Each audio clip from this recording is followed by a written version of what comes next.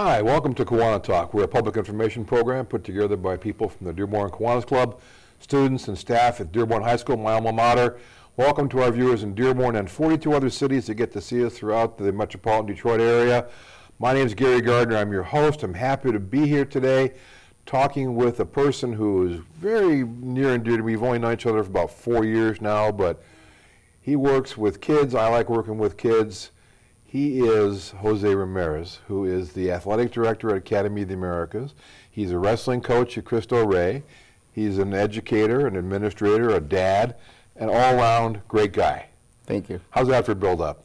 Do I get to keep my job? Absolutely. You're hired. Welcome to the program, Jose. Thanks for having me. Good to see you here. Now, a lot of what I said was it's your history, but tell us, you're involved in sports. We're in athletics, and that's very important. But you started out in sports and education. Where and when, and how did you get into that stuff? Well, sports and education are obviously hand in hand. And for me, one allowed me to pursue the other. When I was in school in Florida, my parents used to be migrant workers, and we would move from one city to the other, from one state to the other every single year, maybe twice. So I would start school in one school, and I would finish in another school in another state, which made it really difficult to become involved in any extracurricular activity. When my parents finally decided to plant roots in Florida, that gave me finally the opportunity to even be able to participate in something. That was my junior year of high school, so I started really late. And it so happened that that same year, my high school had just hired a brand new wrestling coach. His name was Willie Gadsden, and he was the gentleman who introduced me to wrestling. Prior to that, I had never played Little League. I had never played PAL football. I had never done any sports-related activity. So I really wasn't looking to be part of a team. I really didn't know what it meant to be on a team. Someone just invited me, and I said yes. After a while, I created a really, really strong relationship with him, and I saw the fruits of the labor, the work, the effort. I fell in love with the atmosphere of brotherhood, the relationships that was created on the team that he coached. But also, I fell in love with his style of mentoring, and he made me feel like I could do anything. He pushed us and he challenged us. He was really, really tough, really good person as well. And so I was really drawn by that. And so he kind of was my first mentor of a type of person or a type of man that I wanted to be like.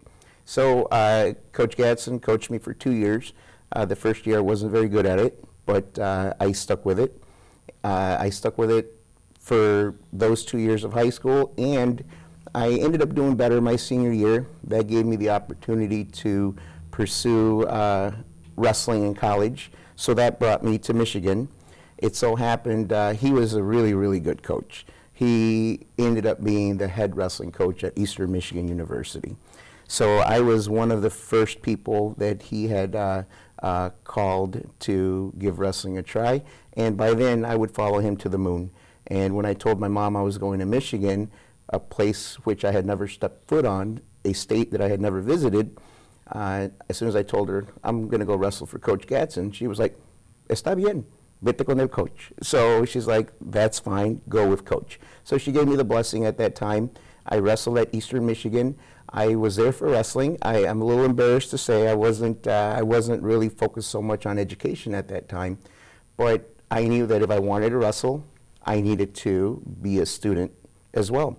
So that's kind of where I started learning that we're student athletes. Student emphasis first, athlete second. And in the meantime, I have to do something. I have to go to classes. So education was something that I was always kind of starting to get drawn to, working with younger kids and thinking of how I could provide opportunities for them. And that's what I did. There was an opportunity to teach and get a little bit of financial help with it. They were looking for bilingual education teachers, and I happen to be bilingual. I'm originally born in Mexico, so at least I was able to put that on my resume and have that language component and get a degree as a bilingual education teacher, which led me into my career in education. And now you are part of the Detroit public school system with the charter school at the Academy of the Americas at the old St. Hedwig's campus in southwest Detroit.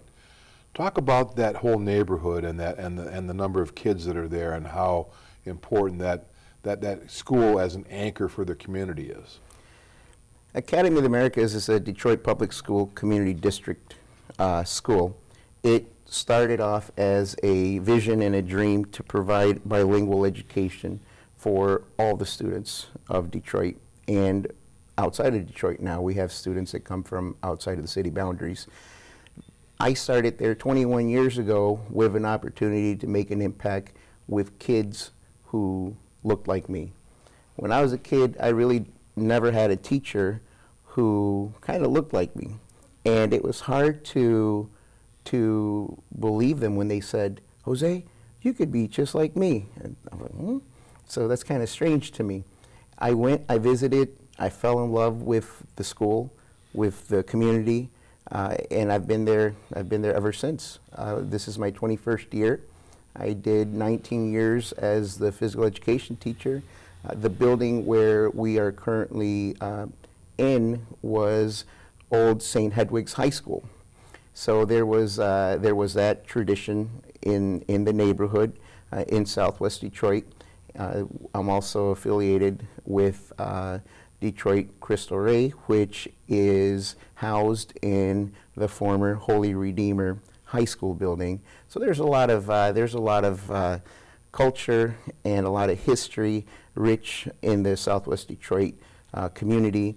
And this year we started the first ever wrestling program for Detroit Cristo High School, and it is still something that was true to my heart, that impacted me, that gave me those opportunities.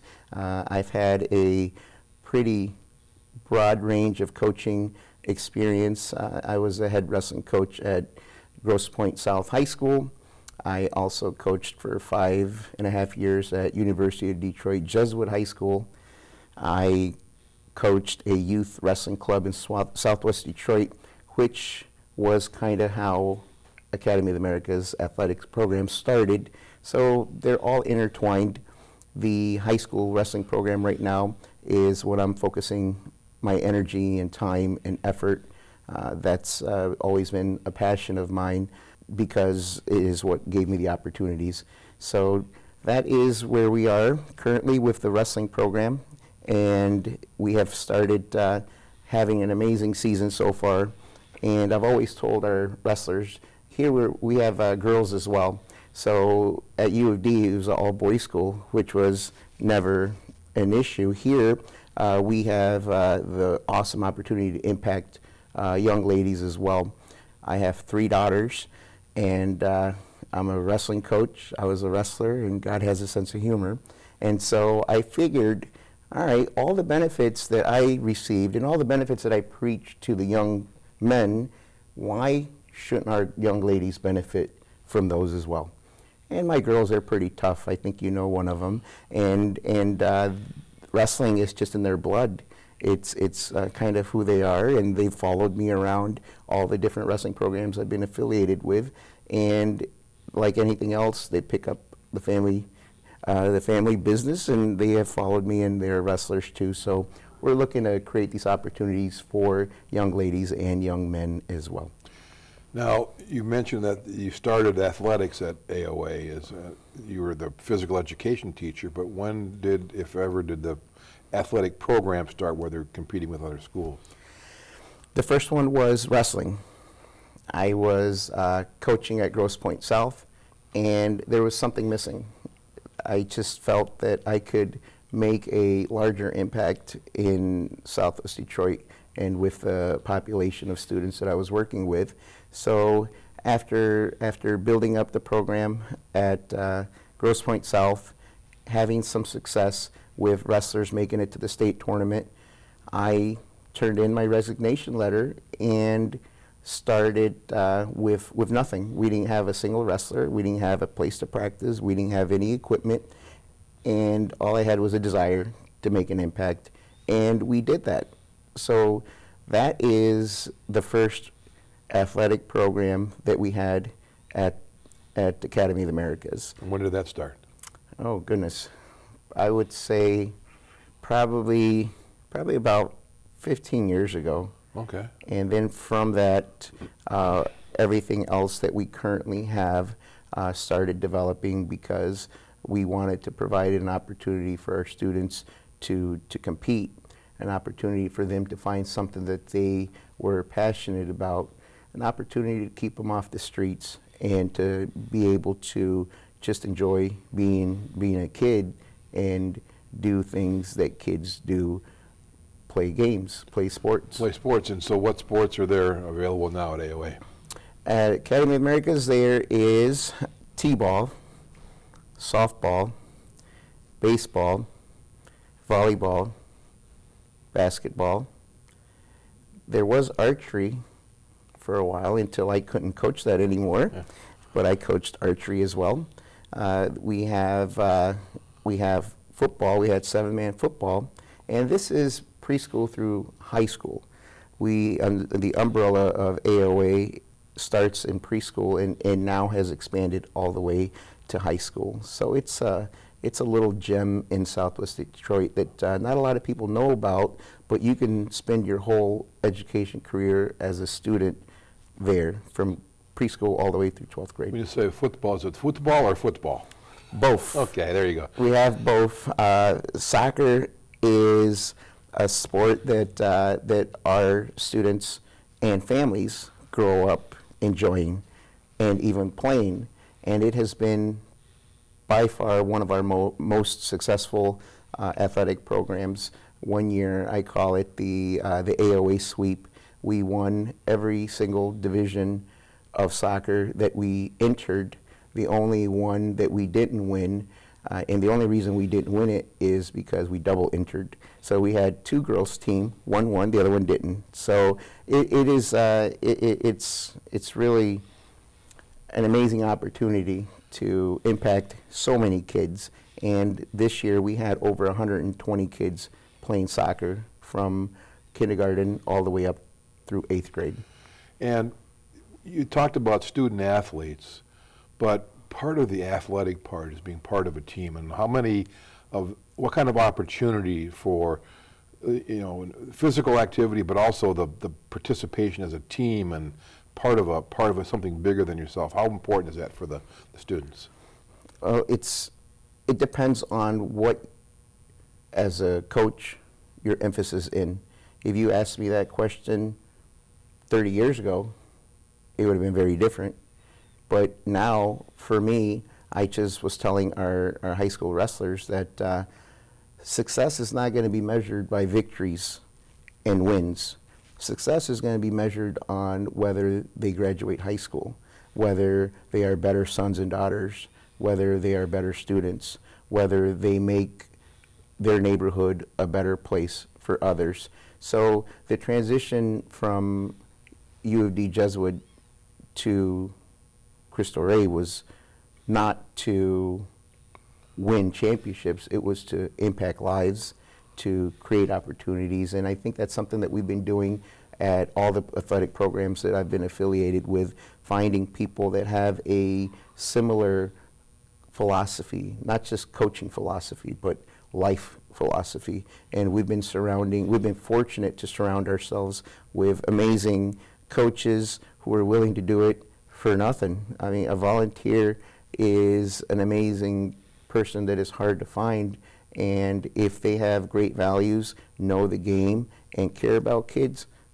you can't lose with that kind of successful formula. Well, we're going to continue our conversation with Jose Ramirez, coach extraordinaire, administrator, educator extraordinaire. But first, we got some words about Kiwanis. We'll talk more about AOA, Cristo Rey, Detroit, and the impact that this is going to have on kids' lives, not today, not tomorrow, but for many, many years in the future. Don't go away.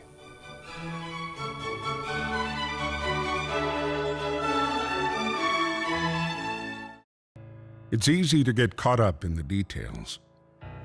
The day-to-day grind, numb to the noise, going round and round and round. Deep down, there's something missing, a void inside, a hole to fill, a life lacking. Then, in a minute of clarity, it hits you. The aha moment. You're needed. Kids need you. Kids of all kinds. All these funny, rambunctious, sweet, attention-seeking, vulnerable bundles of energy. They need your love and support. Some have huge life hurdles. Poverty, disease, hunger. And they're reaching out for you. Around the corner, around the world. You are a Kiwanian at heart, a role model, a guide, a builder of dreams. Together, we are Kiwanis, passionate and strong, ready to move mountains or grains of sand. Imagine every child reaching their potential. The power to help is in you. It's not about us. It's about them.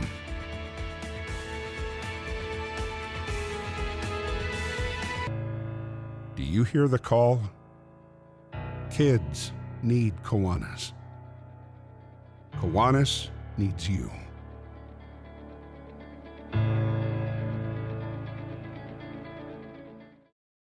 Welcome back to KiwaniTalk. I'm your host, Gary Gardner, with Coach, Athletic Director, Mentor, Teacher, Jose Ramirez. Welcome back to the program, Coach. You're my boss because I'm lucky enough to be able to coach the 11U softball team at AOA, and thank you for letting me do that. I've been doing it, this will be my 5th year coming up, and it's really a pleasure because I understand, I coach my daughters, and like you said that God has a sense of humor. I think it's God has divine retribution for giving me 3 daughters. But it's important, I think, for the girls especially to have that experience being part of a team and being part of something more. And the expectations that are created by the coaches, in the girls. Talk about that aspect of it, and then we'll come back to Cristo Ray of wrestling. Coaching your children is really, really challenging because you don't want to seem like you're favoring them in any way, but at the same time, you don't want to be extra hard on them because of it. So it's always a balance that I've been very fortunate to have some really understanding kids and who enjoy the sport as much as I do. So I really haven't struggled with it personally, but I know it can be really difficult to separate those two relationships. I've seen a lot of different coaches try to do it, and sometimes it succeeds and sometimes it doesn't. So I see it as a blessing. I get to spend more time with my kids. Absolutely. And I get to meet their friends, and I get to impact their lives and create memories that we'll always have together versus just coming to the game and picking them up, if that. So I really see it as an amazing opportunity to be able to spend that much time in their lives and just get an opportunity just to be there for them. And that's the thing too, is that I've noticed, and the AOAs we play in the Detroit Police Athletic League, mostly other Detroit public school teams. There's a difference of the number of parents that show up from AOA. The AOA bleachers, the parents are there. They're supporting their kids, and they're there to help the kids. And it's a little different than some of the other schools. But how important is it for the kid to have mom or dad or both or sister or brother watching them, cheering them on? How important is that to the kids? Oh, my goodness. My mom, I wrestled for a long time, and God bless her, she couldn't make it to everything because she was always working. She had to. She had 10 kids. And so I remember every single time that she came to watch me and support me in high school. And I can still see her right now with her white pants, with her pearls and her red blouse, yelling, hooping and hollering from the bleachers. And she hardly ever came, but when she did, I just looked across at my opponent and just said, I'm sorry. I apologize in advance for the whooping I'm about to put on you because my mom is here. So from that, I see the importance and the impact that our parents have when they come and cheer their kids on. The kids see that and they love it. That's one of the things that we've always tried to promote at all levels of coaching that I do. I make sure that parents know that because they're in high school, it doesn't mean they don't need you. They still need you, and we expect you to be there supporting the team. Now go back to the student athlete thing you talked about first. The parents being part of the student, not just the athletic students, but all the students. That's something too, I think that's needs to be stressed, because parents need to be involved in the education and pushing the kids and that type of stuff too. Well, like I said earlier, that I was a little embarrassed to say that that wasn't part of my upbringing, but it was part of my experience. And I now, as a teacher, as a dean, as an athletic director, I understand that you need to be a student first, because not everybody is going to be able to make a living off of coaching to be a professional athlete.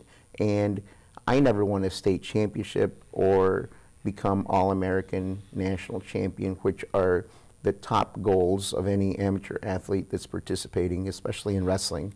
But that does not diminish my accomplishments and the things that I've been able to achieve because of it. And once I realized that there's some kids who are going to be happy enough with just being on the team, because they need that.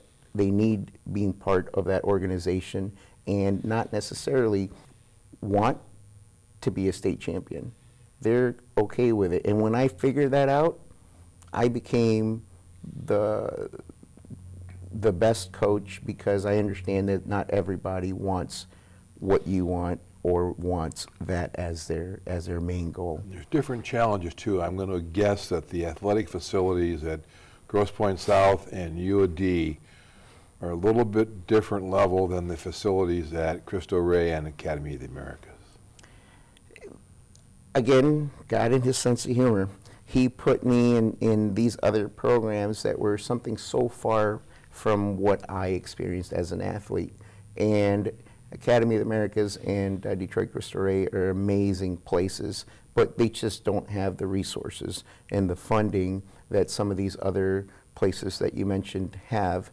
They don't have the things that basic necessities, but what they do have, we appreciate, we embrace, and we give thanks for. During Thanksgiving, I was asking our kids, what are you guys thankful for? What is something that you give thanks for? And one of them mentioned that they gave thanks for having the opportunity to compete, and for this room that we are practicing in. We practice in the basement, in the cafeteria, moving tables and chairs on a daily basis, which is very different than what I had when I coached at U of D Jesuit, which was our own personal room where we could leave 2 mats down, and right next door was a weightlifting facility, second to none, top notch, and we had all those resources available to us. And so when I went to the next program and we didn't have any of those things, I was comparing what we didn't have and not really focusing on the things that we did have.